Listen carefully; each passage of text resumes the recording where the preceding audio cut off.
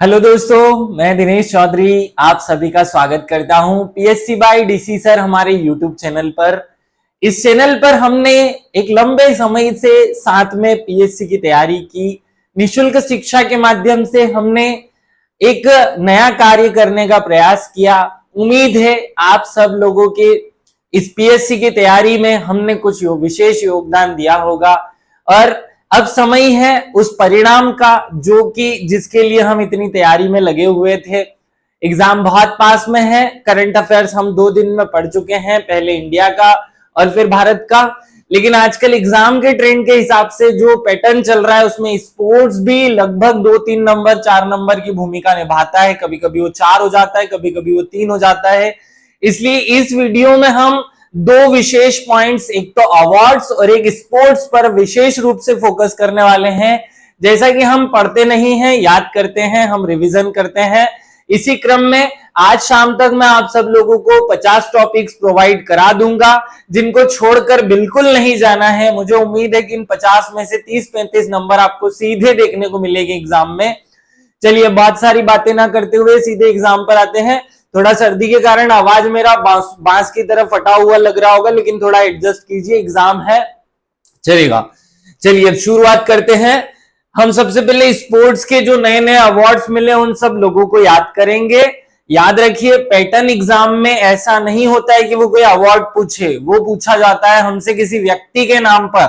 जैसे कि आशा चौकसी का संबंध किस खेल से है, सौम्या तिवारी का संबंध किस जिले से है, ऐसे टाइप के क्वेश्चन हमसे पूछे जाते हैं।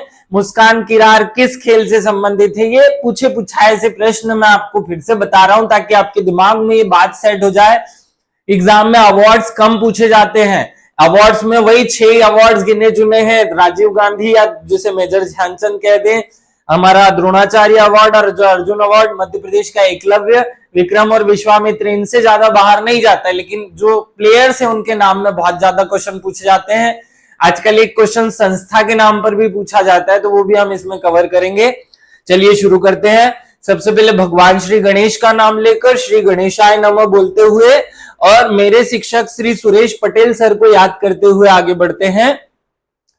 हम जो पढ़ने वाले हैं स्पोर्ट्स, उसका इमेज दिमाग में बना लीजिए। 3 टाइप के प्रश्न होंगे। अवार्ड किसने जीता, उस व्यक्ति के स्पोर्ट्स का या जिले का नाम क्या है, और तीसरा संस्था का मुख्यालय या स्थापना किस वर्ष हुआ। इससे बाहर नहीं जाना है। खूब सारे मैगजीन्स ने बहुत सारा चीजें छाप रखी है, हमें खूब सारा नहीं पढ़ना है। 1 घंटे में मैं आपको सफिशिएंट पढ़ा दूंगा, इससे बाहर नहीं जाएगा। चलिए सबसे पहले मध्य प्रदेश के पुरस्कार के बारे में बेसिक इंफॉर्मेशन ले लेते हैं कि बेसिक रूप से इनकी शुरुआत कब हुई, क्या कहानी है। मध्य प्रदेश में स्पोर्ट्स के 5 अवार्ड्स प्रचलन में हैं और वो 5 अवार्ड कौन कौन से हैं, तो सबको याद रखना है कि वो 5 अवार्ड कौन से हैं। वो 5 अवार्ड हैं एकलव्य पुरस्कार, विक्रम पुरस्कार, विश्वामित्र पुरस्कार। बहुत सामान्य, Eklavya, Vikram, Vishwamitra, life time achievement award और प्रभाष जोशी सम्मान। मूल रूप से 5 अवार्ड हमारे मध्य प्रदेश में स्पोर्ट्स के क्षेत्र में या हम खेल के क्षेत्र में जो माने तो दिए जाते हैं। ये हमें पॉइंट याद रखना है। एकलव्य पुरस्कार की शुरुआत 1994 में हुई थी, सबको याद रखना है। इसकी शुरुआत, विक्रम की शुरुआत 1990 में और विश्वामित्र की शुरुआत भी 1994 में। बड़ा आसान है, 2 एक साथ 1994 में और एक 1990 में। तो आप ये याद कर लो। देखो आप सब में से बहुत सारे बच्चों की जो हैप्पी बर्थडे वाली डेट होगी या ईयर होगा वो 1990 या 94 होगा। तो 94 वाले एकलव्य एक से याद कर लो, विश्वामित्र और एकलव्य एक ही है। विक्रम 4 साल पहले यहां मिला। लाइफ टाइम अचीवमेंट, लाइफ में 2 अचीवमेंट चाहिए, एक पीएससी मिल जाए और एक अच्छी लड़की, ये 2 अचीवमेंट ही तो चाहिए। तो लाइफ टाइम अचीवमेंट में 2 चीजें चाहिए हमें। प्रभाष जोशी, देखो जोश जब तक तुम्हारे तक बात रहती है तब तक ही रहता है, जब खुद पर कोई समस्या आती है तो जोश खत्म हो जाता है। तो जोश कब तक, जोश जो है प्रभाष जोशी का जोश निकाल लिया मैंने, और ये जोश जब तक तेरे ऊपर ही कोई बात है, तो तेरे ऊपर मतलब 13 पर, तो 13 में प्रभाष जोशी सम्मान आया। ये 5 बातें आपको याद हो जाए। आगे बढ़ते, इसकी राशि क्या है, तो राशि पहले एकलव्य की, एकलव्य था तो 50,000 थी, जम नहीं रहा था, एकलव्य में 1 लिखा हुआ है ना, तो फिर उसको 1 लाख कर दिया गया। विक्रम क्योंकि इसका बड़ा भाई है, तो यहां जब 50,000 था, यहाँ 1 लाख था, तो फिर यहाँ 1 लाख किया, तो यहाँ 2 करना पड़ा। सेम टू सेम ये 1 था, इसको भी 2 किया। लाइफ टाइम अचीवमेंट अवार्ड में क्योंकि 2002 में शुरू हुआ, तो इसको भी 2 लाख कर दिया। और प्रभाष जोशी भी फिर कसर क्यों छोड़े, तो 2 लाख कर दिया गया। तो राशि याद हो गई होगी, साल याद हो गया होगा। श्रेणी किसको दिया जाता है? 21 वर्ष से कम उम्र के जो मध्य प्रदेश के मूल निवासी के खिलाड़ी होते हैं, उनको ये संशोधन करके 19 वर्ष किया गया है। तो बाद में लोड मत लेना, ये क्वेश्चन कभी बनेगा नहीं, क्योंकि जूनियर खिलाड़ी को दिया जाता है, अब ऐसा संशोधन किया जा चुका है। ये सीनियर वर्ग के खिलाड़ी, लेकिन शर्त मूल निवासी हो, ये भी मूल निवासी हो, और ये ट्रेनर्स को, प्रशिक्षक को दिया जाता है। तो विश्वामित्र जो थे वो प्रशिक्षक थे, याद रखना। लाइफ टाइम अचीवमेंट अवार्ड उसे दिया जाता है जो अपनी पूरी जिंदगी लगा देता है किसी एक खेल को बढ़ावा देने में। और मलखंब के क्षेत्र में हमने क्या देना शुरू किया? प्रभाष जोशी सम्मान। अब इनकी जो संख्या है वो यहां लिखी हुई 11, 10, 1, इससे आश्चर्य मत कीजिए। ये 2023 में किससे कितने अवार्ड मिले ये लिखा हुआ है, लेकिन 2023 में एक और संशोधन किया गया कि ये जो अवार्ड थे उनकी संख्या बढ़ाकर 20 लोगों तक को दिया जा सकता है। अधिकतम 20 को दे सकते हैं, ये भी अधिकतम 20 को दे सकते हैं। तो ऐसा चेंजेस किया, ये कल के स्पोर्ट्स में आपको मैं पढ़ा चुका हूं, लेकिन अभी हमें केवल करंट पर फोकस करना है। कितनों को मिला? उम्मीद है इतने छोटे से टेबल में आपकी बहुत सारी चीजें कंप्लीट हो रही होंगी। आपका जो दिमाग है वो इन सब चीजों को कैप्चर कर रहा होगा, आपने पढ़ लिया होगा, याद भी हो गया होगा। अगर आप चाहो तो इसका एक छोटा सा स्क्रीनशॉट लो और इसे फटाफट एक बार रिवाइज कर लेना। चलिए आगे बढ़ते हैं। देखो, मध्य प्रदेश का करंट अफेयर्स और ये स्पोर्ट्स का करंट अफेयर्स का मैं पीडीएफ आज रात तक आपको उपलब्ध करा दूंगा। लिखने के कारण आप अपना टाइम वेस्ट नहीं कीजिए। आप सब लोग मेरी जान हो यार, इतना टाइम वेस्ट मत करना। अपना सारा ध्यान लगाओ रिवीजन पर, पूरी ताकत लगा दो रिवीजन करने पर। हमको पास होना है, फालतू के काम में मत लगना। बिल्कुल लिखा लिखी मत करो, अब रिवीजन करो। चलो, एकलव्य जो है वो 11 लोगों को मिला, विक्रम 10 लोगों को मिला, एक व्यक्ति को विश्वामित्र और एक व्यक्ति को लाइफ टाइम अचीवमेंट मिला। तो ये किन किन को मिला, हम थोड़ा सा इस पर फोकस कर लेते हैं। देखो, एकलव्य जिन 11 लोगों को मिला उनको हमें याद करना है, रट्टा मारना पड़ेगा। थोड़ा सा हम याद कर लेते हैं। कैसे याद करें? तो बहुत दिक्कत नहीं, एक छोटा सा मैं कोड आपको सिखा देता हूं। कोड थोड़ा सा टफ है, लेकिन 2-3 बार बोलोगे तो याद हो जाएगा। इंद्रजीत की आज्ञा से, क्या क्या कोड है हमारा? इंद्रजीत की आज्ञा से दीपेश और अभिषेक ने सौम्य रीति से क्या किया? सौम्य रीति से पलक झपकते ही खुशबू बिखेर दी। कितनी अच्छी लाइन है, देखो एक दो बार बोलकर देखो। इंद्रजीत, इंद्र भगवान की आज्ञा से, इंद्रजीत की आज्ञा से दीपेश और अभिषेक ने, मतलब दिनेश और अभिषेक ने, ऐसे कर लो भले ही, मैं एक बार लिख देता हूं। इंद्रजीत की आज्ञा से, इंद्रजीत की आज्ञा से दीपेश और अभिषेक ने, दीपेश और अभिषेक ने पलक झपकते ही, पलक झपकते ही क्या किया? खुशबू बिखेर दी, खुशबू बिखेर दी। अब ऐसा हुआ तो क्या हुआ? तो ऐसा हुआ तो क्या हुआ कि खुशबू जब बिखेरी तो अमन नाम का लड़का था, अमन की आस्था आशा में बदल गई, आशा में बदल गई। ये याद रख लेना, बदल गई। तो बस ये 11 लोगों के नाम पूरे के पूरे आपको याद हो गए हैं। इंद्रजीत की आज्ञा से दीपेश और अभिषेक ने सौम्य रीति से, ये पॉइंट मैंने उसमें नहीं डाला है, इधर जो डाल लेना, पलक झपकते ही खुशबू बिखेरी। क्या किया? इंद्रजीत की आज्ञा से दीपेश और अभिषेक ने सौम्य रीति से, मतलब सरल तरीके से, पलक झपकते ही खुशबू बिखेरी, जिससे अमन की आस्था में बदल गई। बहुत आसानी से याद हो जाएगा। ज्यादा बर्डन लेकर के दिमाग खराब करोगे तो याद नहीं होने वाला है। देखो, दिमाग मेरा खराब है और सर्दी हो रही है, दिमाग में घुस गया कुछ मटेरियल, छोड़ो उसको। ये याद करना है और बड़ा आसानी से एक बार अपनी कॉपी में शांति से लिख लो, गारंटी है याद होगा। नहीं होने की गारंटी भी है, अगर आपने दिमाग लगाया तो नहीं होगा। बहुत शांति से इसको एक बार रिवाइज करो। इंद्रजीत की आज्ञा से दीपेश और अभिषेक ने सौम्य रीति से पलक झपकते ही खुशबू बिखेर दी, जिससे अमन की आशा आस्था में बदल गई। कितनी सरल लाइनें, एक ही बार तो बोलनी और सारे एकलव्य एक बार में 11 के 11 नाम याद हो जाएंगे। एग्जाम में यहां से प्रश्न आता है, जनरली ये पूछा जाता है टफ प्रश्न बनाना हो तो कि इन सब में से किस एक को एकलव्य नहीं मिला, तब आपको ये काम में आएगा। एग्जाम में सरल तरीके से पूछने वाला प्रश्न ये है कि इंद्रजीत क्या खेलता है, तो अभी आगे मैं वो भी रटवा रहा हूं, आप टेंशन मत लो, मैं हूं, सब काम मेरा मैं कराऊंगा भैया, आपकी कोई रिस्पॉन्सिबिलिटी, आप बस वेट करके मुझे देखो शिद्दत से, ईमानदारी से। तो ये याद हो गया होगा। चलो मैं एक बार और देख लेता हूं।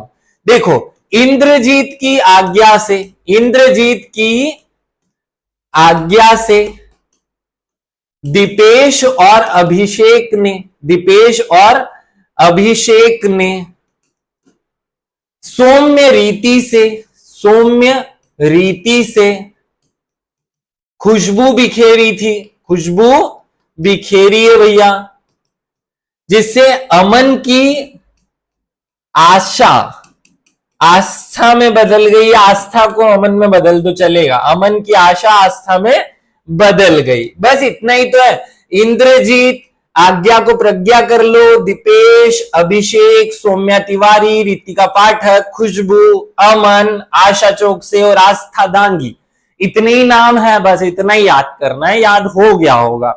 अब हम एक काम करते हैं, क्योंकि एग्जाम का पैटर्न इस तरीके का भी है कि हर एक प्लेयर कौन सा गेम खेलता है ये भी पूछा जाता है, तो वो भी याद करा देता हूं।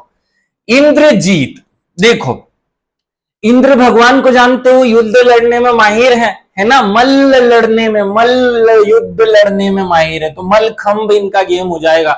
याद हो गया। चलो, प्रज्ञा, प्रज्ञा मतलब आज्ञा, प्रज्ञा को मैंने याद कराया है आज्ञा बोल करके, आज्ञा और प्रज्ञा एक ही है ना, तो आज्ञा प्रज्ञा, प्रज्ञा सिंह, आज्ञा सिंह। अगर आप आज्ञा नहीं मानोगे मेरी, मैं टीचर हूं, मैं पढ़ा रहा हूं, मेरे हिसाब से चलो, मेरी आज्ञा नहीं मानोगे तो फंस जाओगे। तो क्या हो जाओगे? फंस जाओगे। तो फंस से फेंसिंग याद हो जाएगा। तो प्रज्ञा क्या खेलती है? फेंसिंग खेलती है।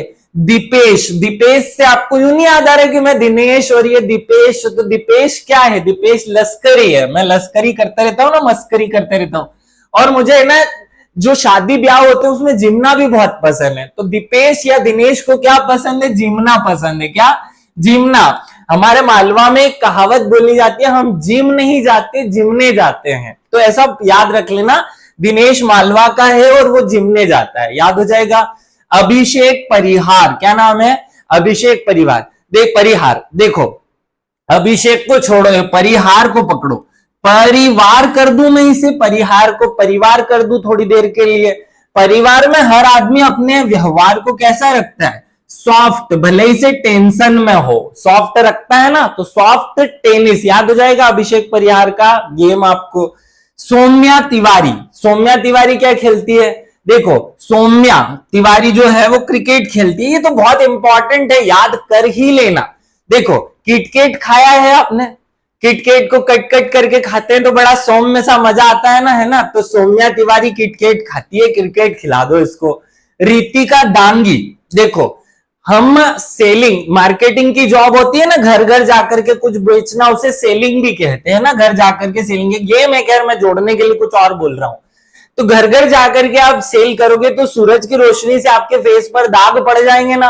तो रितिका दांगी के तो दागी है, ये दागी जो है वो सेल करती है, तो इसलिए इसके फेस पर दाग पड़ गए हैं। ठीक है, याद हो जाएगा।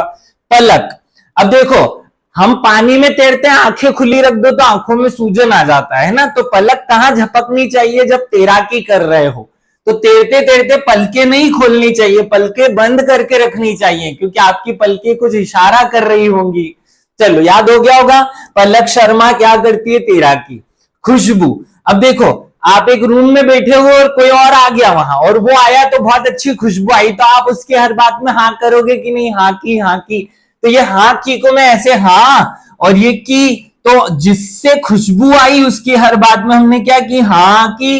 तो याद हो जाएगा हाँ की। चलो अमन सिंह बिस्ट, इसका पूरा नाम क्या? अमन सिंह बिस्ट। बिस्ट है ना, तो बिस्ट से बॉक्सिंग जुड़ रहा है, बॉक्सिंग बिस्ट, बिस्ट से बॉक्सिंग जुड़ गया।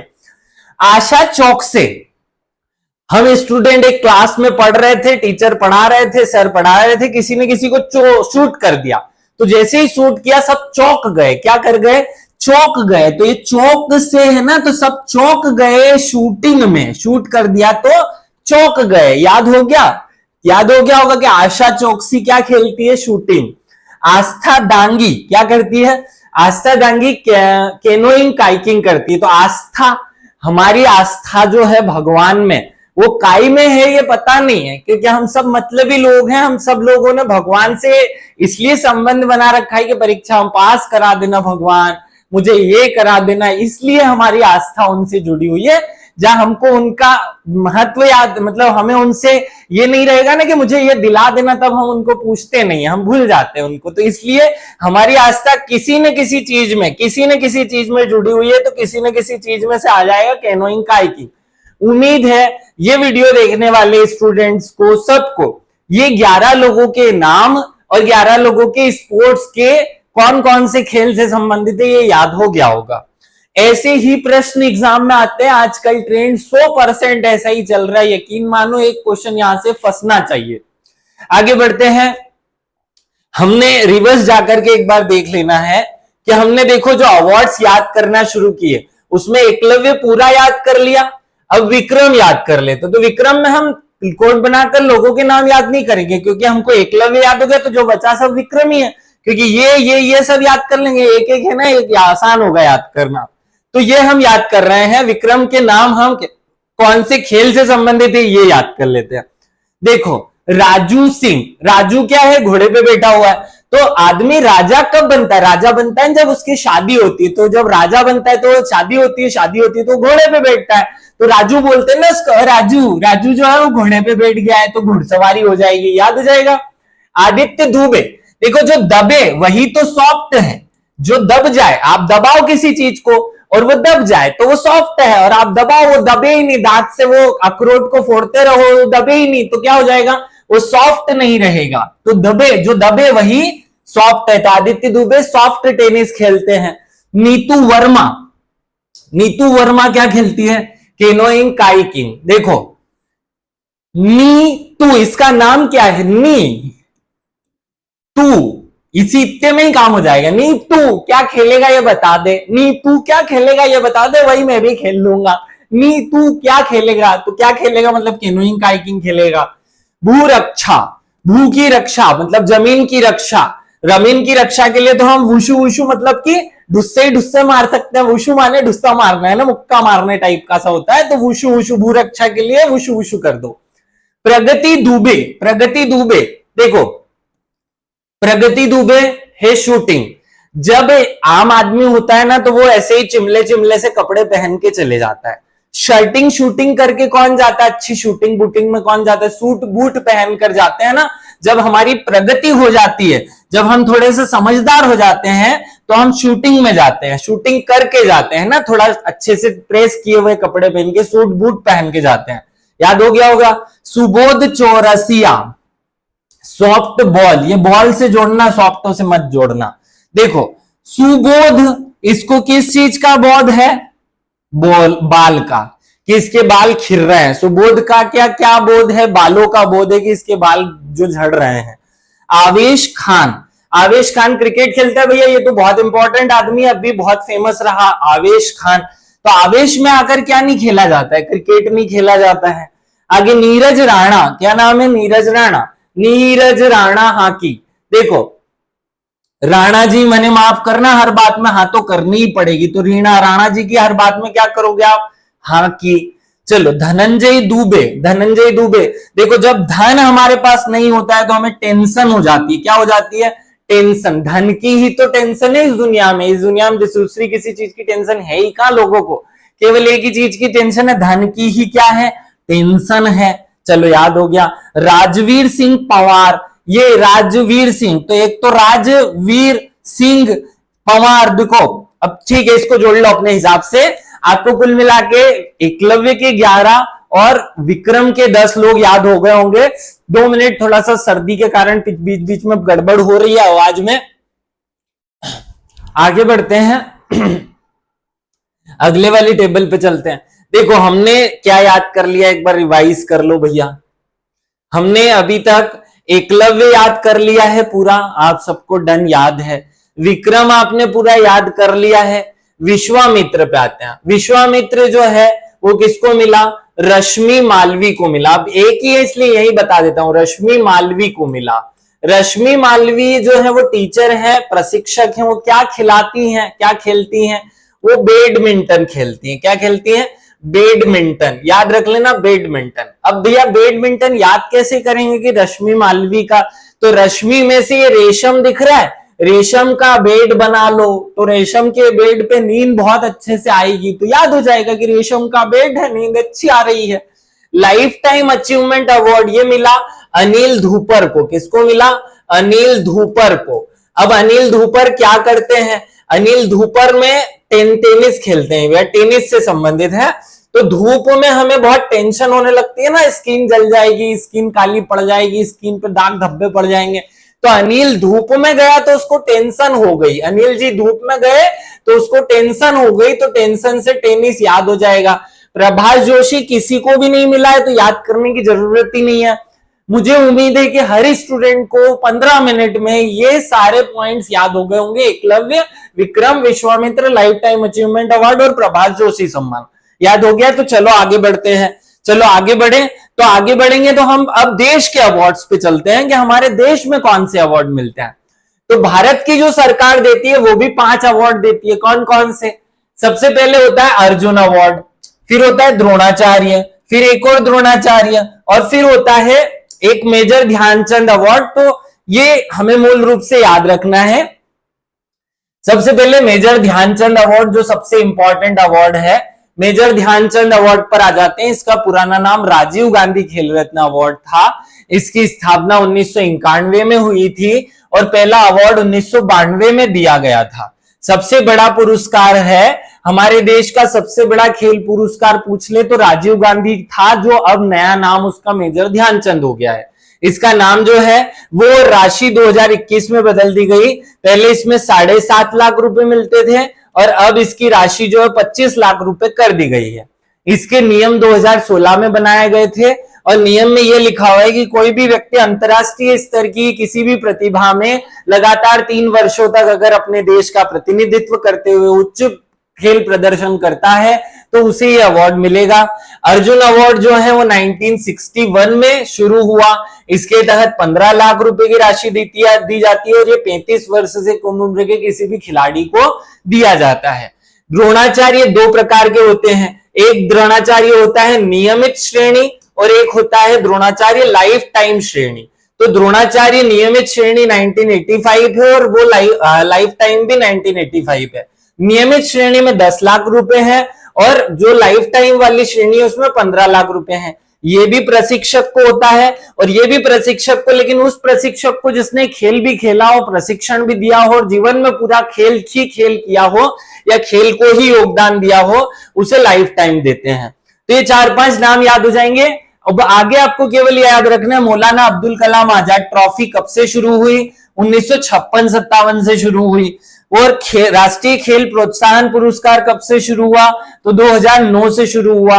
ये किसी कारपोरेट संस्था को दिया जाता है और मौलाना अब्दुल कलाम आजाद विश्वविद्यालय स्तर पर दिया जाता है। तो ये 2 हम याद नहीं करेंगे, ये किन किन को मिला है वो याद कर लेते हैं। चलो याद करते हैं। मेजर ध्यानचंद खेल रत्न अवार्ड जो है वो 2023 मिला है। अब 24 तो अभी मिला नहीं, 24 तो क्योंकि अगस्त में मिलते हैं ना ये अवार्ड। तो अब ये 2 को मिला, एक चिराग शेट्टी और सात्विक साईराज रेड्डी। तो देखो ये 2 नाम मैंने स्पेशली यहां से निकाल लिए, शेट्टी और रेड्डी। क्या नाम बोलो? शेट्टी और रेड्डी, शेट्टी और रेड्डी। रेड्डी हम किस काम के लिए रहते हैं? हमेशा सोने के लिए रेड्डी रहते हैं, हम काम करने के लिए रेड्डी नहीं होते। तो सोने के लिए रेड्डी है, तो रेड्डी कहां सोएंगे? कहां? बेड पर। तो रेड्डी है हम बेड पर सोने के लिए। तो शेट्टी और रेड्डी, देखो क्या बोलना है, शेट्टी और रेड्डी ये दोनों को मिला बैडमिंटन, क्योंकि हम रेडी हैं बेड पर जाने के लिए, सोने के लिए। याद हो गया, शेट्टी रेड्डी, रेड्डी और शेट्टी दोनों को मिला बैडमिंटन के लिए मेजर ध्यानचंद 2023, इन दो लोगों को ही मिला, इससे ज्यादा याद करने की जरूरत नहीं है। आगे बढ़े, अर्जुन अवार्ड पे आते हैं, द्रोणाचार्य पे आते हैं। तो द्रोणाचार्य पहले कर लो। द्रोणाचार्य जो है वो नियमित श्रेणी में 5 लोगों को मिला है और लाइफ टाइम श्रेणी में 3 लोगों को मिला। अब वो नाम याद करने हैं। देखो, ललिता कुमार कुश्ती, आरबी रमेश शतरंज, Mahavir Saini para athlete, Shivendra Singh hockey, और इन सब में अगर कुछ भी याद नहीं रहे तो ये याद रख लेना शिवेंद्र सिंह हॉकी है, क्योंकि ये मध्य प्रदेश के ग्वालियर से संबंधित है, इसलिए ये नाम खूब अच्छे से याद रखना। बाकी के मत करो, मैं भी नहीं करा रहा, चलो ये छोड़ ही दो, केवल नाम सुन लो। ललिता कुमार कुश्ती, आरबी रमेश शतरंज, महावीर सैनी पैरा एथलीट और गणेश प्रभाकरण मलखंब, है ना। तो गणेश जी बहुत माल खा जाते हैं, उनका पेट बड़ा रहता है, लंबोदर इसीलिए तो कहते हैं, तो इसीलिए इनको माल खाने के लिए बुला लिया, है ना। चलो हमने याद कर लिया द्रोणाचार्य की। अब लाइफ टाइम श्रेणी में 3 लोग हैं। जसकीरत सिंह ग्रेवाल गोल्फ खेलते, तो ग्रेवाल देखो, ग्रेवाल गोल्फ खेल लिया, भास्करण कबड्डी खेल लिए और जयंत कुमार खुशीलाल टेबल टेनिस खेल लिए। जयंत को खुशी मिल गई, उनको जयंत कुमार को खुशी मिली काहे पे, टेबल पे बैठने में। तो मैं तो याद कराने के मूड में ही था, मैं सोच रहा था कि ये सारे याद करा दूं, लेकिन अब मुझे लग रहा है कि आप याद करोगे कंफ्यूज नहीं हो जाओ, इसलिए ये छोड़ो देश वाले। इसमें से केवल जो मध्य प्रदेश वालों को मिला है वो मैं आपको अलग से याद करा देता हूं। तो अर्जुन अवार्ड पे आते हैं। अब अर्जुन तो 25 लोगों को मिला, सब तो याद करेंगे नहीं, तो मध्य प्रदेश के किन किन लोगों को मिला वो याद कर लेते हैं। मध्य प्रदेश राज्य खेल अकेडमी के 3 खिलाड़ियों को अर्जुन पुरस्कार 2023 में प्राप्त हुआ। उसमें पहले नंबर पे शिवेंद्र सिंह, मैं बता चुका हूं आपको, शिवेंद्र सिंह को द्रोणाचार्य मिला, ये भी याद रख लिया हमने। निशानेबाज ऐश्वर्य प्रताप सिंह, क्या नाम है इनका, ऐश्वर्य प्रताप सिंह। आपने ऐश्वर्या राय का नाम सुना है। ऐश्वर्या राय की तरफ जब हम देखते थे तो उसकी आंखें भूरी भूरी थी, मेरी भी आंखें थोड़ी सी भूरी भूरी हैं, तो वो जैसे कि हमारी तरफ निशाना लगा रही है, अखियों से गोली मारे, नहीं सुना आपने गाना, तो वो जैसे अखियों से गोली मार रही है, मतलब कोई भी आदमी इंप्रेस हो जाए उसको देखने पे, तो अखियों से निशाना लगा देती थी ऐश्वर्या राय। तो ऐश्वर्य प्रताप क्या खेल रहे हैं, निशाना लगाने का काम खेल रहे हैं, याद हो जाएगा, याद हो जाएगा, बहुत बढ़िया। फिर हमको और आगे ये याद करना है कि जो दूसरे 3 प्लेयर्स हैं, एक तो हमने शिवेंद्र सिंह याद कर लिया, एक ऐश्वर्य प्रताप सिंह याद कर लिया। आगे बढ़ते हैं, इसके साथ में हमें याद करना है पूजा वस्त्राकर। पूजा वस्त्राकर का संबंध, वो थोड़ा सा नीचे डाउन हो गया, दिखेगा नहीं आपको। पूजा वस्त्राकर का संबंध है क्रिकेट से। किससे? पूजा वस्त्राकर क्या खेलती है भैया, क्रिकेट खेलती है, बहुत इंपॉर्टेंट प्लेयर है। और तीसरे प्लेयर जो हमें याद करना है, देखो 3 प्लेयर का बोला था, पहला हो गया ऐश्वर्य प्रताप सिंह। ऐश्वर्या राय क्या करती है, निशाना लगाती है, तो निशानेबाज हो जाएगा, नाम याद हो गया होगा आप सब लोगों को। दूसरा हम याद करते हैं पूजा वस्त्राकर। पूजा वस्त्राकर को ये नहीं मिला अर्जुन, लेकिन मैं उसको फिर भी याद कराना चाहता हूं। तो पूजा वस्त्राकर जो है वो क्रिकेट से संबंधित है। अर्जुन में हमने ये 3 नाम याद किया, क्योंकि इसको पिछली बार मिल गया तो ये भी हमें याद रहे, है ना। तीसरा जो नाम हमें याद रखना है वो महत्वपूर्ण है, आपको याद रखना है एक पैरा खिलाड़ी का नाम, पैरा एथलीट, प्राची यादव। देखो पूजा हो गई, अब याद कर लो प्राची यादव। प्राची यादव जो है वो ग्वालियर की हैं, कहां की हैं, ग्वालियर की हैं। और ये केनो खिलाड़ी, केनो, पैरा केनो खिलाड़ी, मतलब पैरा केनो खिलाड़ी के रूप में रजिस्टर्ड है। आपको ये 3 नाम याद कर लेने हैं। वैसे सुशीला चानू भी याद करा था, लेकिन सुशीला चानू मणिपुर की हैं। देखो इस बार अर्जुन अवार्ड 3 लोगों को, मध्य प्रदेश के 3 लोगों को मिला। पहला है ऐश्वर्य प्रताप सिंह, याद हो जाएगा। दूसरा है इस प्राची यादव को, प्राची यादव को याद रखना, एक पैरा केनो खिलाड़ी है ना, पैरा केनो। अब ऐश्वर्या राय तो निशाना लगा ही रही है आपकी तरफ, है ना। और तीसरा हमने याद रखना है सुशीला चानू, है ना, सुशीला चानू। लेकिन ये सुशीला चानू रहने वाली मणिपुर की है, लेकिन ये क्योंकि मध्य प्रदेश हॉकी एकेडमी से खेल इन्होंने प्रशिक्षण लिया, इसलिए मध्य प्रदेश में काउंट होती है। तो ऐसे 3 आपको प्लेयर्स अर्जुन अवार्ड में याद रखने थे, तीनों आप याद रख लेना, महत्वपूर्ण नाम है। चलिए आगे बढ़ते हैं। अब हमने अभी तक क्या कर लिया है, एक बार ध्यान से सुन लो। भारत के जितने अवार्ड थे उसमें मध्य प्रदेश वाला हिस्सा कवर कर लिया, और मध्य प्रदेश के जितने अवार्ड थे उनको कंठस्थ कर लिया। अब हम अगले हिस्से पर चलते हैं कि मध्य प्रदेश में जो अवसंरचना है खेलों की, जिसमें से संस्थाओं के नाम पूछे जाते हैं, वो हम याद कर लेते हैं। तो भारत में खेल अवसंरचना और मध्य प्रदेश में खेल अवसंरचना हम याद करते हैं। 1985 में खेल कार्य और खेल विभाग की स्थापना, खेल कार्य और खेल विभाग की स्थापना हुई। ये क्वेश्चन पूछा जाता है, खेल विभाग की स्थापना कब हुई? 1985 में हुई। इसको 2000 में मंत्रालय का दर्जा दिया गया। किसका दर्जा दिया गया? सन 2000 में इसे मंत्रालय बना दिया गया और 2008 में इसे युवा कार्य विभाग में बदल दिया गया। 3 स्टेप में आपको चीजें याद रखनी है। 1985 में खेल के लिए खेल विभाग बना, 2000 में खेल मंत्रालय बना और 2008 में खेल युवा कार्य विभाग जो है वो अलग से इसमें शामिल हो गया या अलग से उसका नाम स्वरूप बदला। अब भारत में जो स्थिति है खेलों की, उस पर थोड़ा फोकस करते हैं। हमारे यहाँ साई नाम का एक संस्था है। क्या है? SAI। SAI का फुल फॉर्म क्या है? Sports authority of India. Sports authority of India, इसकी स्थापना 1984 में हुई थी। इसके 2 शैक्षणिक संस्थान काम करते हैं, 2 खेल शैक्षणिक संस्थान याद रखना। वो कौन कौन से हैं? Netaji Subhash national institute of sports Punjab Patiala और भोपाल। हमारे केरल में एक और इंस्टीट्यूट है रानी लक्ष्मीबाई के नाम से, तो नेताजी सुभाष चंद्र इंस्टीट्यूट ऑफ पटियाला जो है वो एसआई का स्पोर्ट्स ट्रेनिंग सेंटर है और साथ में कोच्चि केरल में एक लक्ष्मीबाई प्रशिक्षण संस्थान है। इसके 11 क्षेत्रीय कार्यालय हैं, 14 उत्कृष्टता केंद्र हैं, 59 प्रशिक्षण केंद्र हैं। 59 क्या है? प्रशिक्षण केंद्र हैं और 20 विशेष क्षेत्र इसने खेलों के लिए घोषित किए हुए हैं। अब हमें उसमें से केवल याद रखना है कि 2 खेल प्रशिक्षण संस्थान, एक तो पटियाला पंजाब वाला और एक केरल, ये 2 याद रख लिए। जो 11 क्षेत्रीय कार्यालय है उसमें से एक क्षेत्रीय कार्यालय हमारे भोपाल में है, वो हमें याद रखना है कि साई का क्षेत्रीय कार्यालय कहां पर है?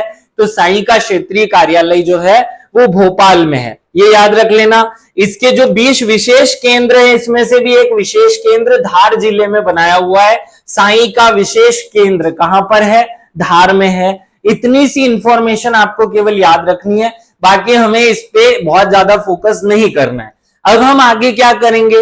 अब हम आगे करेंगे जो अंतरराष्ट्रीय संस्था है, भारत में संस्थाएं और मध्य प्रदेश में जो संस्था है, उनको तुलनात्मक रूप से याद कर लेते हैं। अंतरराष्ट्रीय और राष्ट्रीय संस्थाएं भी पूछी जाती है खेल की, तो ओलंपिक खेल जो है उसकी संस्था की बात करते हैं। अंतरराष्ट्रीय स्तर पर एक संस्था है IOC। क्या है? IOC, international Olympic committee. International Olympic committee, इसका मुख्यालय स्विट्जरलैंड के लुसाने में है। कहां पर है? स्विट्जरलैंड लुसाने में। इसकी स्थापना पियरे द कुर्बाटिन ने 1884 में की थी। इसके प्रथम अध्यक्ष दमित्री विकिलीस थे।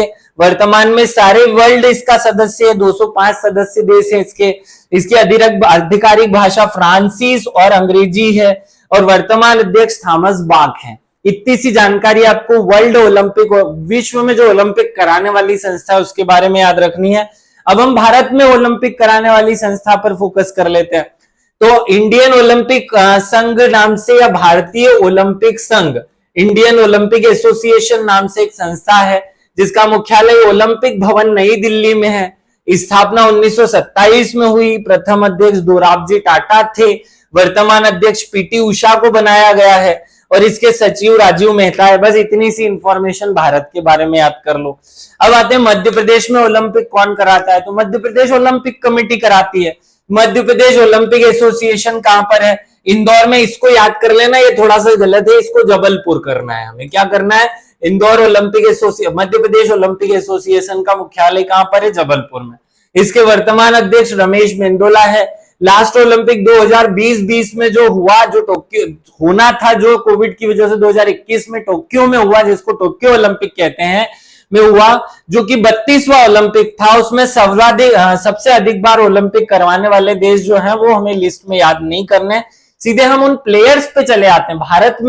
भारत ने इस ओलंपिक में भाग लिया तो क्या रिजल्ट आया और भारत के कौन कौन से प्लेयर हमारे काम के, क्योंकि एग्जामिनर केवल प्लेयर्स पर ही खेल रहा है, प्लेयर्स पे ही क्वेश्चन पूछ रहा है। पहली बात तो 32वां ओलंपिक था जिसे टोक्यो ओलंपिक कहा। इंडिया ने उसमें 48वां स्थान प्राप्त किया, 7 पदक जीते, 1 गोल्ड, 2 सिल्वर और 4 ब्रॉन्ज हमने इसमें जीते। किन किन ने? टोक्यो जापान में हुआ है भैया, इसका शुभंकर मिडलोया था, ध्वजवाहक जो थे वो मेरी कॉम थी शुरुआत में, और बाद में बजरंग पूनिया, मतलब अंतिम समापन समारोह में कोविड के कारण पहली बार इस ओलंपिक को एक साल आगे बढ़ाया गया था। ये याद कर लेना, पहले कोविड के कारण इससे बाहर होने वाला पहला देश उत्तर कोरिया था। उत्तर कोरिया ने बोल दिया मैं कोई ओलंपिक नहीं खेलूंगा क्योंकि कोविड में बीमार नहीं होना है। आगे अब हमें कुछ 4-5 प्लेयर्स के नाम याद रखने हैं। नीरज चोपड़ा जो है उन्होंने 87.5 मीटर का भाला फेंक करके वर्ल्ड रिकॉर्ड बनाया और भारत को स्वर्ण पदक दिलाया। मीराबाई चानू ये भारोत्तोलन करती है भैया, नाम याद रख लेना केवल कि किस खेल से संबंधित है, जल्दी जल्दी में केवल नाम ही याद रखो। रवि कुमार दाहिया कुश्ती करते हैं। और लवलीना बोरगोहेन, ये लवलीना बोरगोहेन इंपॉर्टेंट है, ये भारतीय मुक्केबाजी संघ की अध्यक्ष बनाई गई है, याद रख लेना। लवलीना बोरगोहेन मुक्केबाजी खेल से संबंधित है भैया, ये याद रख लेना। और आगे बढ़ते हैं, बजरंग पूनिया कुश्ती करते हैं, अभी तो बहुत सारे समय से हाईलाइट रहे। और पीवी सिंधु बैडमिंटन खेलती है।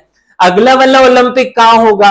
33वां ओलंपिक जो है वो 2024 मतलब इस साल पेरिस फ्रांस में होगा। 34वां ओलंपिक जो है 34वां मतलब उसके बाद लॉस एंजिलस अमेरिका में होगा। और उसके भी बाद 35वां ओलंपिक 2032 में ब्रिस्बेन ब्रिटेन में होगा। तो ऐसे 3 ओलंपिक अगले हमने याद कर लेने हैं। याद हो गए होंगे तो चलो आगे बढ़ते हैं। अब हम ये याद करते हैं कि भाई मध्य प्रदेश का क्या योगदान रहा इस ओलंपिक में, वो बहुत काम का है। टोक्यो ओलंपिक 2020 में या 2020-21 कहो इसे, क्योंकि हुआ तो 21 में था। इसमें मध्य प्रदेश के 3 प्लेयर हैं। पहला विवेक सागर प्रसाद, ये कहां के? नर्मदापुरम के। और जो हॉकी की टीम ने हमारी जीती थी उसमें विवेक सागर प्रसाद भी थे। तो याद रखना विवेक सागर प्रसाद कहां के हैं? नर्मदा नदी के से निकला ये सागर, नर्मदापुरम के हैं और ये हॉकी खेलते हैं, याद रख लेना। नीलाकांता शर्मा ये हॉकी खेलते हैं, ये भी याद रख लेना। ऐश्वर्य प्रताप सिंह तोमर, ये याद रखना, वो जो ऐश्वर्य मैंने याद कराया ऐश्वर्या राय वाला वो शूटिंग है ना, तो हमने यह याद रख लेना ऐश्वर्या से शूटिंग, याद कर ही लिया होगा। और शिवेंद्र सिंह हमने एक और नाम याद रखा है, शिवेंद्र सिंह कोच थे, प्रशिक्षक थे जो हमारी हॉकी टीम के साथ गए थे। तो 3 तो प्लेयर और 1 प्रशिक्षक हमने याद रख लेना है। यह मध्य प्रदेश का इस ओलंपिक में योगदान था, याद रह जाएगा। चलो आगे बढ़ते हैं। आपको याद रखना है टोक्यो का पैरा ओलंपिक में भी मध्य प्रदेश के 2 प्लेयर याद रहे, वो प्राची यादव जो अभी हमने याद की है। प्राची यादव जो है वो पैरा खिलाड़ी और केनोइंग खेल खेलती है। और रूबीना फ्रांसिस, इनको 7वां स्थान प्राप्त हुआ था, याद रखना। ये जबलपुर की है रूबीना फ्रांसिस। और रूबीना फ्रांसिस जो है वो शूटिंग करती है, क्या करती है? रूबीना को देख लोगे तो शूटिंग ही हो जाएगी आपकी, तो याद रख लेना शूटिंग करती है 10 मीटर एयर राइफल से, शूटिंग से संबंधित है रूबीना फ्रांसिस, याद रह जाएगा। बस 5 नाम मैंने आपको याद कराए। पहला विवेक सागर प्रसाद, ऐश्वर्य प्रताप सिंह और नीलाकांता शर्मा, 3 नाम याद करा दिए ओलंपिक से। शिवेंद्र सिंह हमने प्रशिक्षक में याद कर लिया। 2 हमने पैरा ओलंपिक में याद कर लेने, प्राची यादव और रूबीना फ्रांसिस, क्योंकि इनको तो अभी हमने उसमें याद भी कर लिया है साथ में। और रूबीना फ्रांसिस अलग से याद कर लो, जबलपुर की महत्वपूर्ण महिला है। अब ओलंपिक खत्म हो गया, अब हम एशियन गेम्स पे आते हैं। एशियन गेम्स में मध्य प्रदेश के 2-3 प्लेयर याद कर लो। सुदीप्ति हजेला, बहुत इंपॉर्टेंट नाम है ये, सुदीप्ति हजेला मतलब खजेला। खजेले जो घोड़े होते हैं ना, घोड़े जो होते हैं ना वो खजेले हो जाते हैं, थोड़े दिन बाद उनके बाल टूटते हैं। तो घोड़ा जो है वो खजेला हो गया है। खजेला क्या हो गया? घोड़ा। तो सुदीप्ति हजेला क्या चलाती होगी? घोड़ा खेलती है, घोड़ा चलाती है, घुड़सवारी करती है। पूजा वस्त्राकर क्रिकेट से संबंधित, ये मैं बता ही चुका हूं, शहडोल की पूजा वस्त्राकर क्रिकेट से संबंधित है। आवेश खान ये भी क्रिकेट से संबंधित है। और आशी चोकसे ये भी शूटिंग से संबंधित है।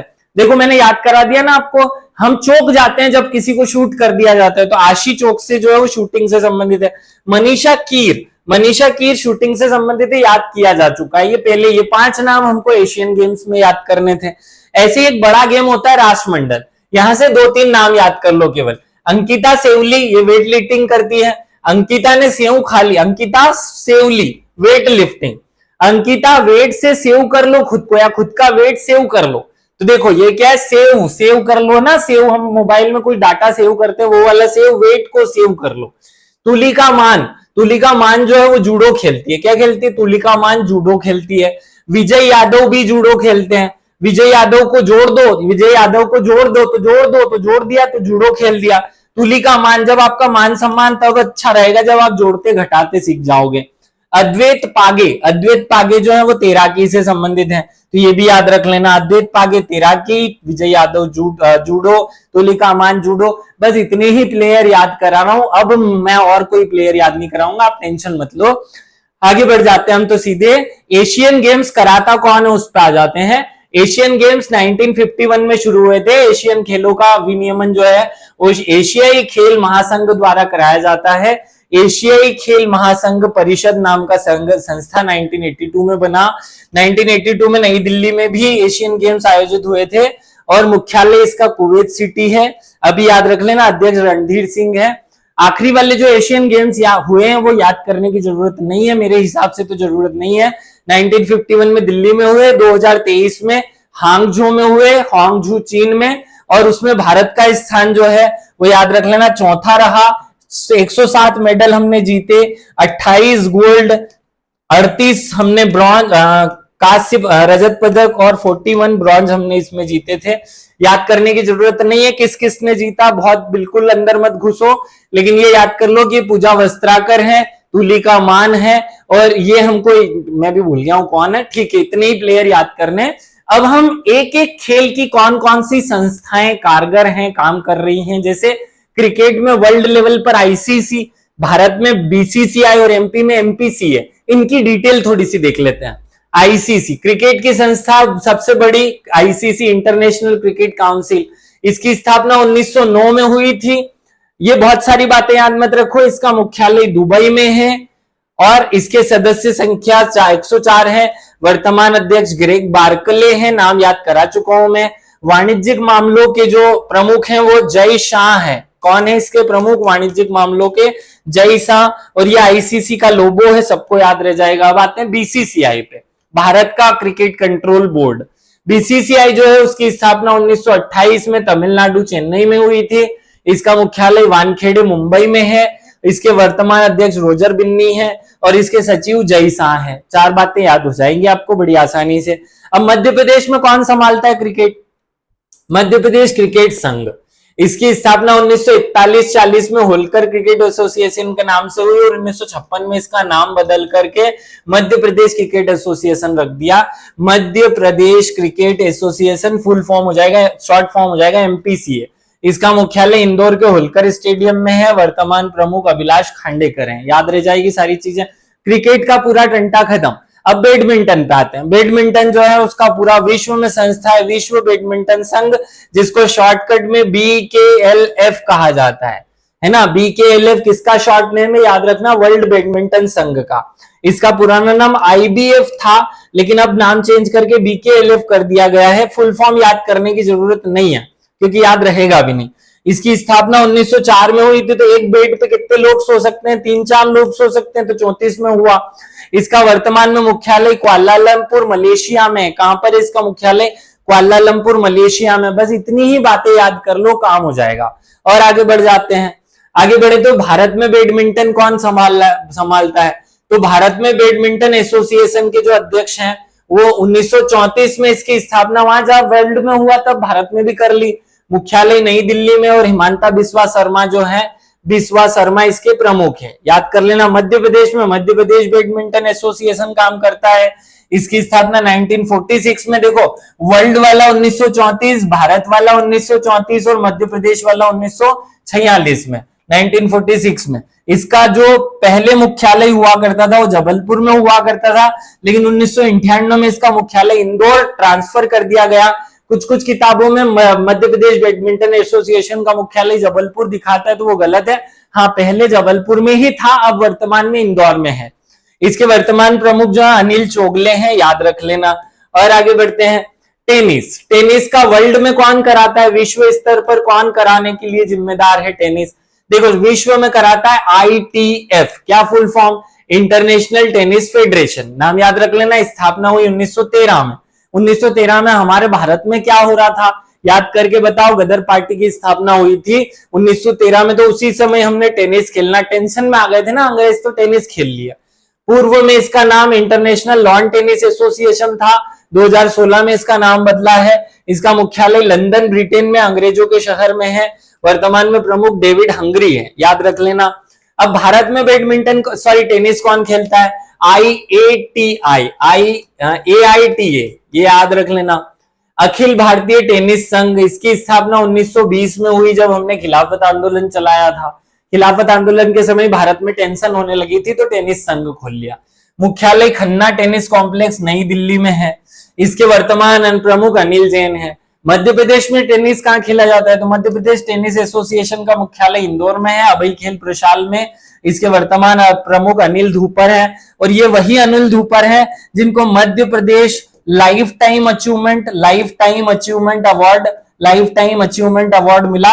अनिल धूपर को हमने याद किया, ये टेनिस से संबंधित है। बताया था ना, अनिल धूप में गया तो टेंशन हो गई। ये वही अनिल धूपर हैं जो इसके प्रमुख भी हैं, इसीलिए इनको ये अवार्ड मिला। आगे बढ़ते हैं। शतरंज का कौन खेल करवाता है भैया? अंतरराष्ट्रीय स्तर पर फीडे नाम का संस्था है। कौन सा संस्था है? फीडे।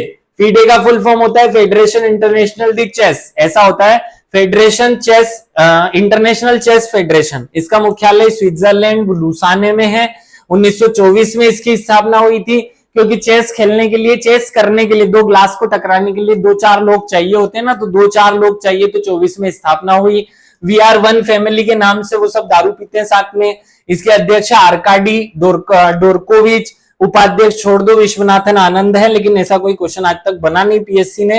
अंतरराष्ट्रीय शतरंज दिवस मनाया जाता है 20 जुलाई को। ये काम की बात मुझे लगी इसलिए चिपका दी है, आप भी याद कर लो। अंतरराष्ट्रीय शतरंज दिवस कब मनाया जाता है? 20 जुलाई को। और 29 जुलाई को बाघ दिवस मनाया जाता है। 29 जुलाई बाघ दिवस होता है, और बाघ दिवस। और 20 जुलाई को क्या हो जाता है? 20 जुलाई को शतरंज दिवस हो जाता है, याद रखना। शतरंज के प्यादे किसकी किताब है? प्रेमचंद की किताब है, शतरंज के खिलाड़ी। आगे बढ़ते हैं। भारत में टेनिस कौन करा? भारत ये क्या हो गया? Madhya Pradesh state level chess association जो है उसका मुख्यालय भोपाल में है। कपिल सक्सेना उसके प्रमुख हैं। आगे बढ़ते हैं, फुटबॉल की बात करते हैं। फुटबॉल कौन खिलाता है भैया? अंतरराष्ट्रीय स्तर पर तो फीफा नाम का संस्था है। फीफा माने फूफा, फेडरेशन इंटरनेशनल दी फुटबॉल एसोसिएशन। इसकी स्थापना, देखो फुटबॉल खेलने के लिए चौखुट ग्राउंड चाहिए, तो 4 हिस्से वाला फुटबॉल है, तो 1904 में इसकी स्थापना हुई फीफा की। जूरिक स्विट्जरलैंड में इसका मुख्यालय है। जियानी इन्फेंटिनो इसके प्रमुख हैं। और फातिमा समोरी जो है पहली महिला, इसकी पहली बार इसकी जो है प्रमुख बनाई गई है, फातिमा समोरी, ये याद रख लेना। भारत में फुटबॉल कौन खिलाता है? तो अभी विचारपुरा का नाम बहुत फेमस हुआ ना, शहडोल जिले का विचारपुरा, मिनी ब्राजील कहा उसे हमने। तो भारत में अखिल भारतीय फुटबॉल महासंघ की स्थापना की गई 1937 में। कब की गई? देखो वहां हुआ 1904 में, भारत में हुआ 1937 में, याद रख लेना। 1937 दिल्ली में। कल्याण चौबे इसके प्रमुख है, और सुनील छेत्री हमारी टीम के कप्तान है, अभी रिटायरमेंट ले लिया है। तो याद रखना सुनील छेत्री किस खेल से संबंधित है? फुटबॉल से, याद आ जा। मध्य प्रदेश में भी फुटबॉल खेला जाता है, तो मध्य प्रदेश फुटबॉल एसोसिएशन नाम का संस्था, मुख्यालय उसका जबलपुर में है। त्रिलोक चंद कोचर उसके प्रमुख हैं। बस ये 3 चीजें याद कर लेना इस वाले मध्य प्रदेश वाले में। और आगे बढ़ते पोलो खेल की बात करते हैं। इंटरनेशनल फेडरेशन ऑफ इंटरनेशनल पोलो, इसको शॉर्टकट में कहते हैं फिप। क्या कहते हैं? फिप कहा जाता है। फिप जो है 1982 में बना ब्यूनस आयर्स में। ब्यूनस आयर्स जो अर्जेंटीना में है, ये अकेला ऐसा संस्था है जिसका मुख्यालय अर्जेंटीना में है।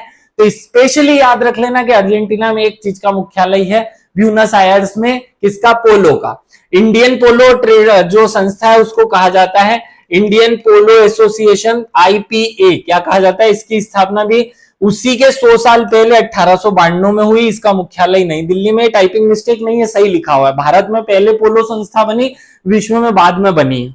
इसका मुख्यालय इसके मुख्य है मनोज पांडे। आपको सबके मुख्य याद करने की जरूरत नहीं है, मैं एक बार आपके सामने से गो थ्रू कर रहा हूं ताकि अगर नाम याद आ जाए, जैसे कल्याण चौबे नाम है, अनिल धूपर नाम है, ये सरल से नाम आपको याद रह जाएंगे, इसलिए मैं याद करा रहा हूं।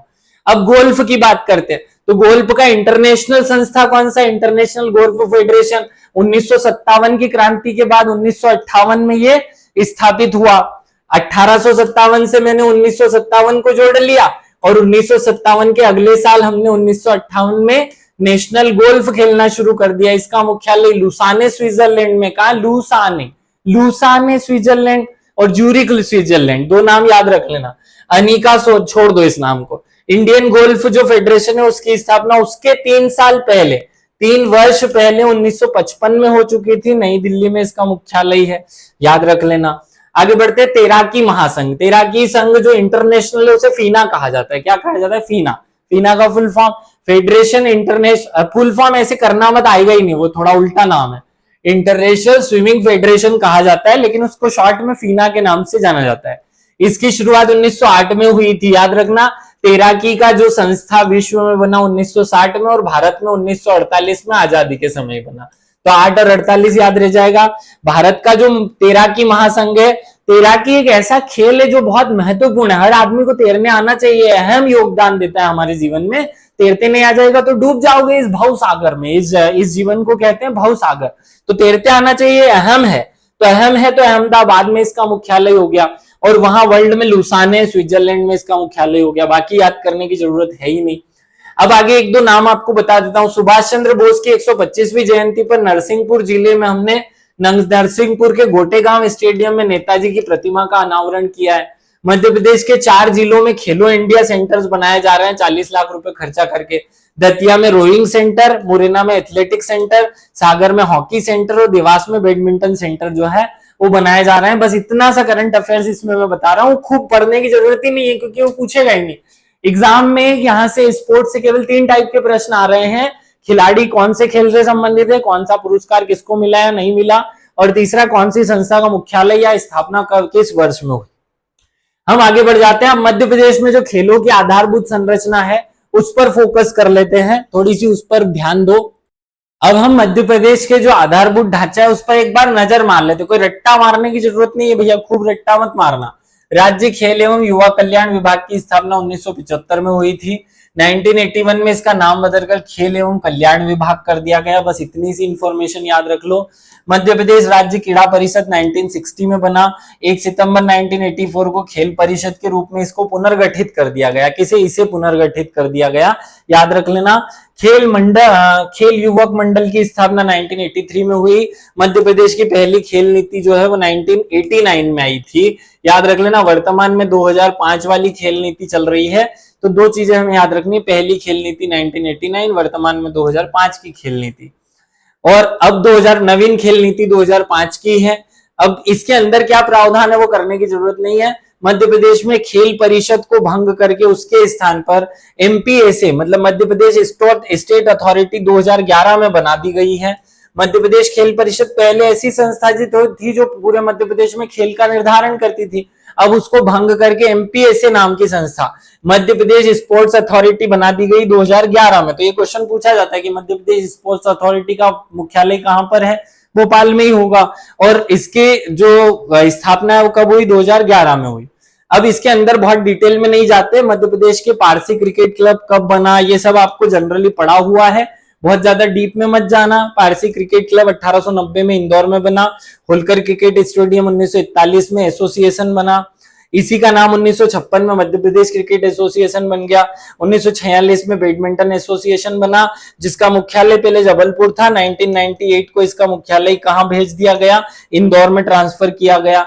मध्य प्रदेश हॉकी एसोसिएशन जो है वो पुरुषों वाली भोपाल में है।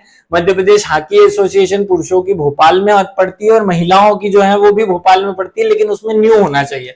New Madhya Pradesh hockey association, अगर उसमें नहीं है न्यू तो फिर वो ग्वालियर में मुख्यालय हो जाएगा। क्या हो जाएगा? मध्य भारत महिला हॉकी एसोसिएशन कहां पर है? ग्वालियर में। और महाकौशल महिला हॉकी एसोसिएशन जबलपुर में। तो मध्य प्रदेश में महिलाओं की हॉकी की 3 एसोसिएशन काम करती है। एक न्यू लिखा रहे तो भोपाल, न्यू ना लिखा रहे मध्य भारत हो तो फिर ग्वालियर, और महाकौशल हो तो सबको याद है जबलपुर। मध्य प्रदेश ओलंपिक समिति एसोसिएशन जो है वो जबलपुर में है, ये थोड़ा सा सुधार लेना भैया। आगे बढ़ते हैं। मध्य प्रदेश वुशु एसोसिएशन जबलपुर में है। मध्य प्रदेश फुटबॉल एसोसिएशन भी जबलपुर में है। बिलियर्ड्स एवं स्नूकर एसोसिएशन इंदौर में है, नो डाउट इंदौर में ही है। आगे बढ़ते हैं।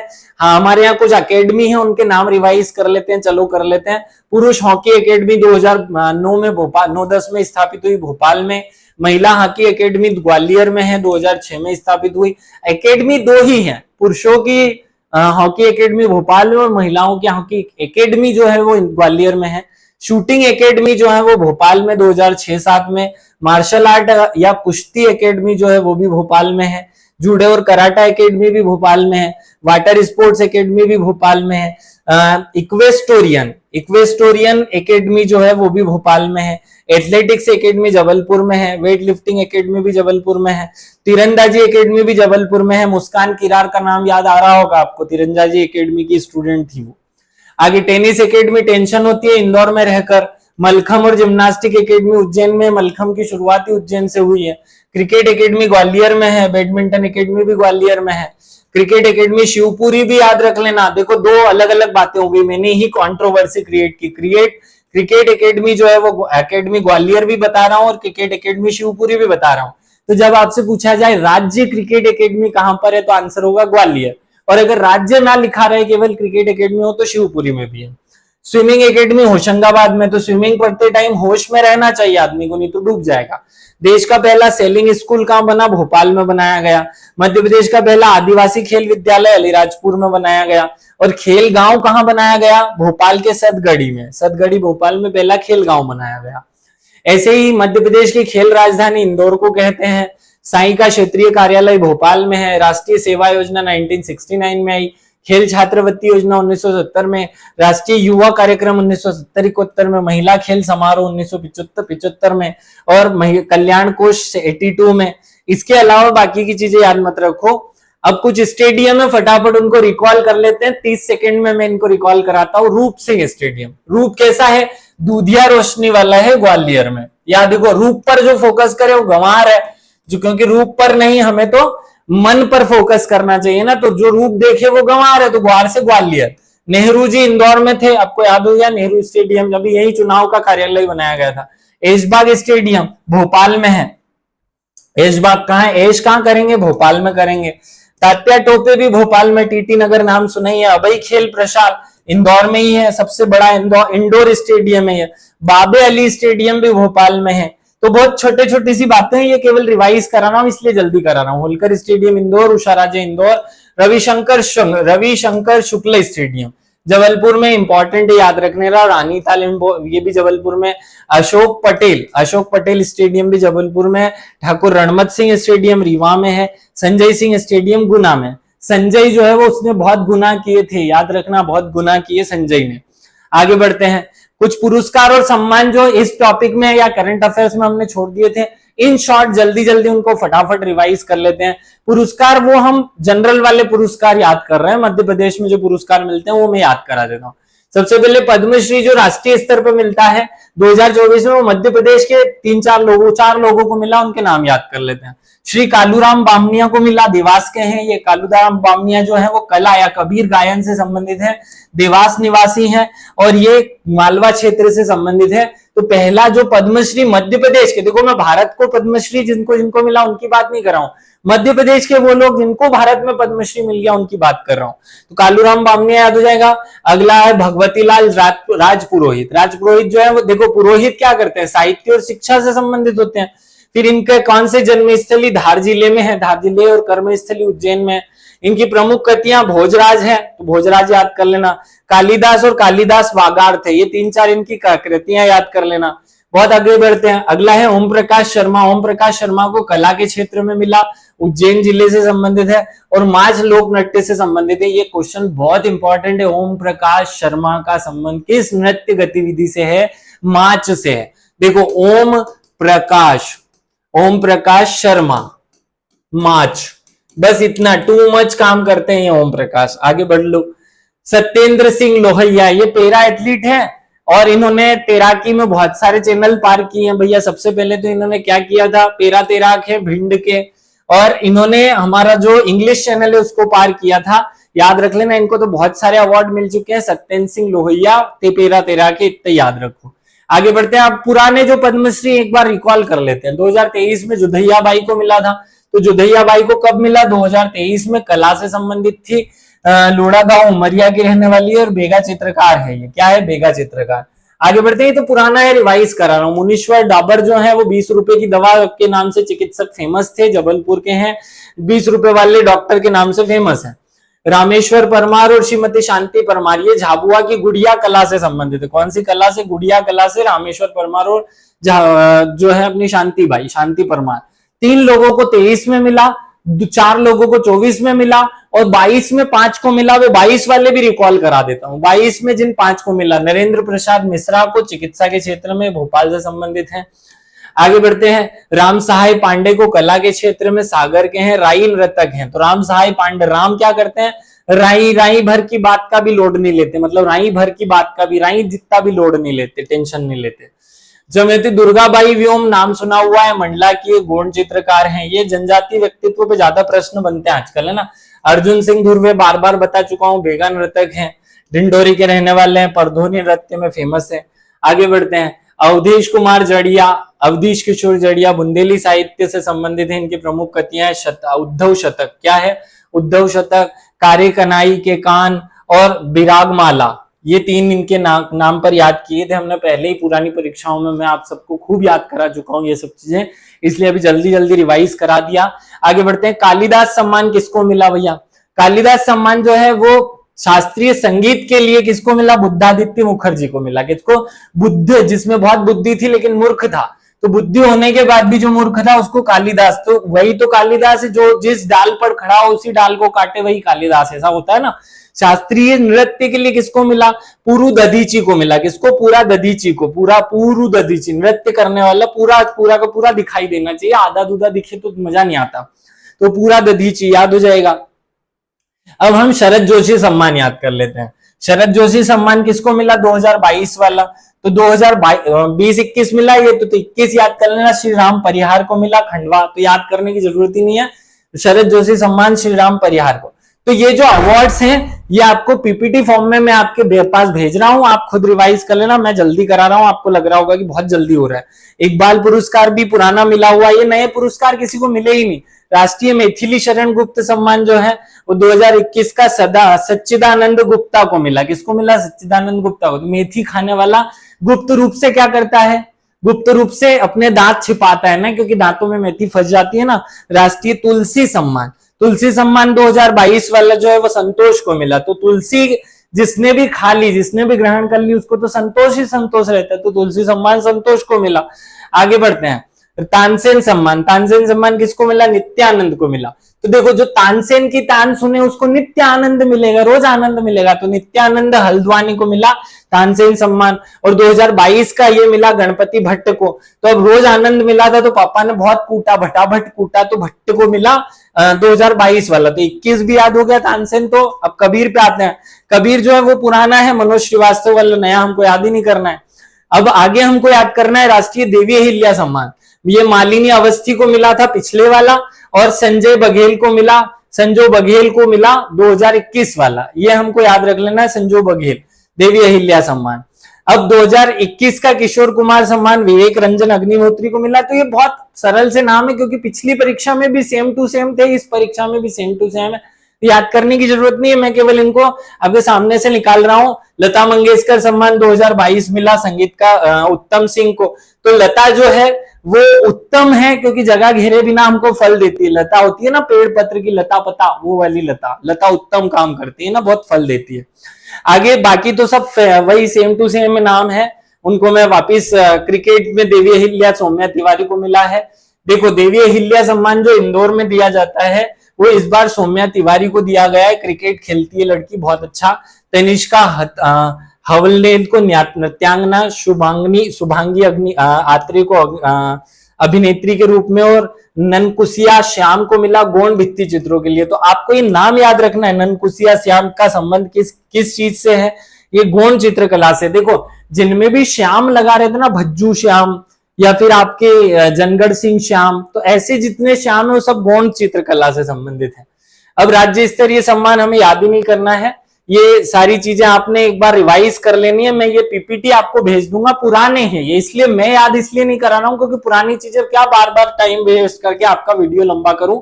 नारी शक्ति सम्मान सबको पता है, ये सब चीजें वही है जो दहिया बाई को मिला था 2022 वाला। मानसिक तोमर आपको पता है, सारे पुरस्कार आपको पता है। तो इस वीडियो में हमने दो चीजें फोकस की थी, एक स्पोर्ट्स को फोकस करना था और एक अवार्ड्स को फोकस करना था।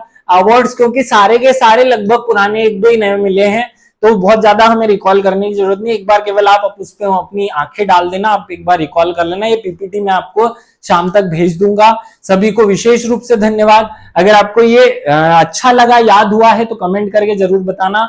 आप सब लोग बहुत अच्छे से रिवीजन करते रहें। आज मैं आपको 50 ऐसे टॉपिक्स बताऊंगा जिनका रिवीजन किए बिना एग्जाम में नहीं जाना है। ऐसे 50 टॉपिक जो रेंडमली हर एग्जाम में बार बार रिपीटेड होते हैं, जैसे हमने एक दो आपको बताया, जैसे कृष्णा सर ने इकोनॉमिक सर्वे कराया, योजनाएं कराई, ऐसे टॉपिक्स में आपको बहुत सारे करवाने वाला हूं। चलिए, जय हिंद, जय भारत। विशेष रूप से सभी को धन्यवाद।